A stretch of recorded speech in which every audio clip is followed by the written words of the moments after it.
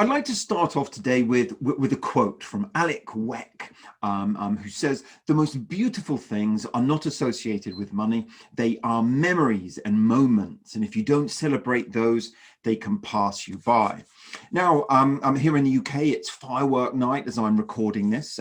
It won't be the same as usual due to lockdown. But we are going to toast marshmallows in the garden, make s'mores, light some sparklers, and watch the fireworks being set off in our neighborhood. I'm going to see if we can make some memories of fireworks night during lockdown. And it's kind of what I'm talking a little bit about today. If you follow my social media feeds, you'll see I've been stargazing with my children, a big telescope. I'm mountain biking in some what we consider to be spectacular locations. We've been revisiting some foods that I had in my childhood that we're sharing. I've managed to get my children to enjoy Angel Delight this week. And much more besides, and these are all sort of ways of us consciously lifting spirits in my family, and for me in particular during these challenging times. And these activities also serve to support the sort of central point of this video today. I think all of us are living in an unprecedented time. The pandemic, the COVID-19 pandemic, has impacted people across the globe. Our everyday life looks and is a lot different from what it was before the pandemic. And naturally, many of us are worried. Many of us are anxious. We may not have all been infected by the virus necessarily, but we're all certainly impacted by it in some shape or form. Now, with so much going on, it's easy to focus on some of the bad things, some of the negativity as a result of the pandemic. But many good things can be recognized too. Taking this time to pause, to think about what is important, potentially helping others, coming together, finding creative ways to stay in touch with family and friends and so on. Many times of great adversity have created times that can also be reflected upon in some really positive ways, in some part at least. And important for us is the creation of memories, and that's really what I'm talking about today. Memories, especially happy ones, they fortify relationships, they ensure endurance, even through difficult times. And memories can nourish us healthily in a wide number of ways. And more importantly, tough times don't necessarily last, but memories do. And can. Research over the last decade, in particular, a paper I've been reading, a 2015 paper by the authors Chen, Takashi, and Yang, entitled "Remembrance of Happy Things Past." Is one of several studies that have shown that we have an enormous and ongoing capacity to change our brains, and positive memories activate positive emotions. The more you do this, the more your brain will change to accommodate this. And it's called experience-dependent neuroplasticity. So over time, it becomes easier to access positive emotion by expanding positive memories and to nurture the positive experience that comes from that. And memories don't necessarily happen by accident or passively. That is, we can plan our lives and examine the way we think and reflect in order to create enduring, happy and beneficial memories, with the ones we love. And in other ways too, So today I wanted to speak about some simple ways to create happy memories during this difficult time. Such as the fact that the new season of The Mandalorian is on during this difficult time, which stands out as a wonderful memory for me already. The ever motivational Eric Thomas says, "It's realizing that a great dream is not as good as a great memory. The dream can be had by anyone. The memory must be made." So let's run through a bunch of ways in which we can make these memories, as Eric Thomas suggests. First of all, seek novelty. Novelty leads to positive memory. Seek positive randomness and mix things up. If you've seen or read any of my articles on creativity, this is key as far as creativity is concerned, and stimulating creativity.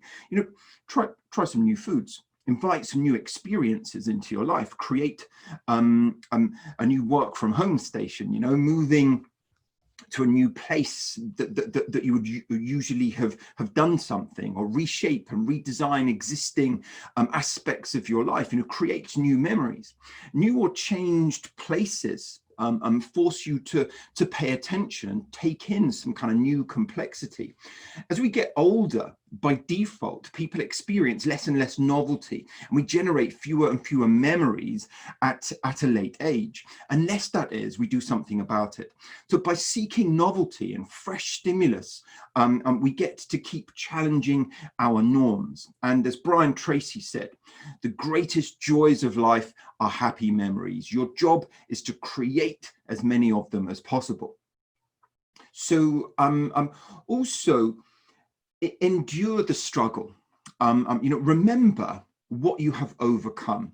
As Oliver Burkeman says, an awe-filled life is about feeling more intensity, whereby you're experiencing lower lows, like during a difficult time when you're totally down, but also reveling in higher highs when you make it to the finish line.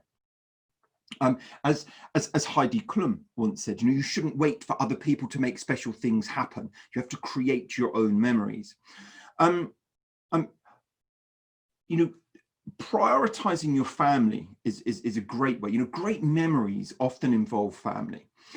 Since it's not safe to go about life in exactly the same way as prior to the pandemic, make new indoor and home-based activities different. Perhaps a special indoor dinner, or arrange activities you can do together within health and safety guidelines of the time. Whatever works with your family, feels a little bit special. As I said, here we've been mountain biking through forests, we've been stargazing at night, we've been eating some fun foods, and watching some new films and new TV series together, for example. All can fill you with some awe and raise your spirits, making good memories easier to forge. And by the way, these ideas are they're not prescriptions, they are ideas.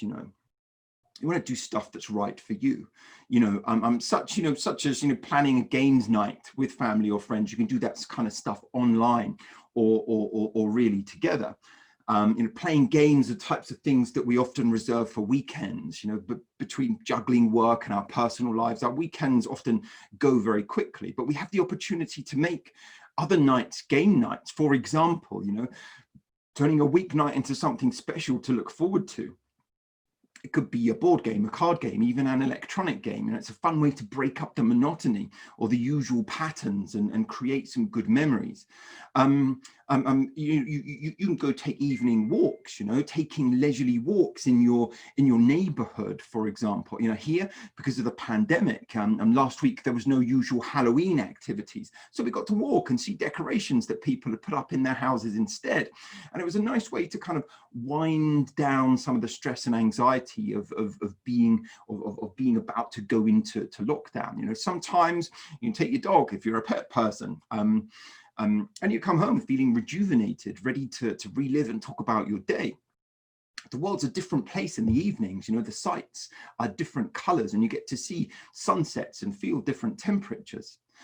You might choose to let your kids help in the kitchen. You're not in any rush necessarily. If you have kids who show an interest in cooking, you can let them help with the preparation. The meal was going to come together much more slowly, perhaps. There's usually a lot more mess in my house as a result, but it's something different. And again, these are not things that are it's not me being prescriptive. You want to work out what it is that you like and something that you will derive joy from. Not just trying to live up to other people's versions of hashtag making memories. Define it yourself. Do things that get you energized and excited.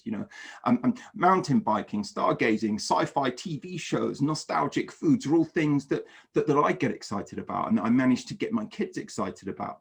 And like I said, we don't have to live up to what other people's versions of making memories are that we see in our Facebook feeds, for example. Define it yourself. Do things that get you excited.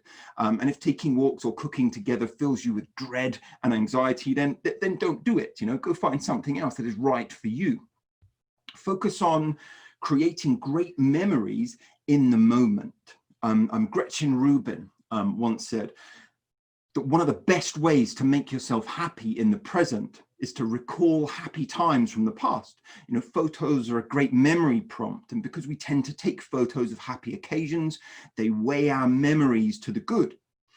So, almost anything that you do today has the potential to be forgotten in a few weeks. The ability to retrieve a memory decreases exponentially unless boosted by perhaps some artificial aids, such as diaries, photographs. Take pictures, write in a journal, buy souvenirs so that you have keepsakes and to keep the memory alive. You can even get an opportunity to romanticize and fantasize about it a little bit.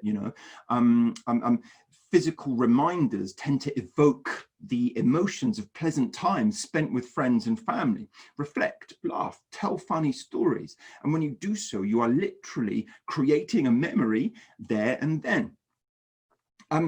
Pay attention, engage in the moments, and that's going to ensure that your memory and your experience sticks as a wonderful memory. So, have a bit of a think, that this year is, many people kind of coding it as a terrible year. It's certainly not been without its challenges for all of us. But what are your best memories of the pandemic or of the lockdowns?